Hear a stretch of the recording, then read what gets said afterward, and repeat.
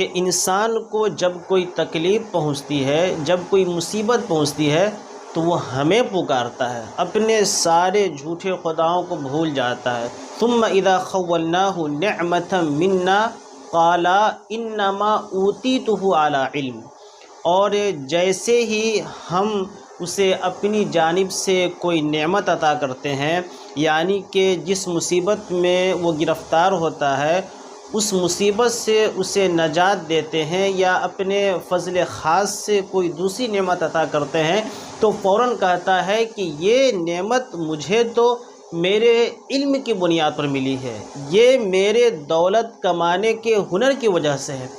अल्लाह रब्बुल आलमीन ने कहा बात ऐसी नहीं है, बल हिया फितनतुन, बल्कि ये आजमाइश है।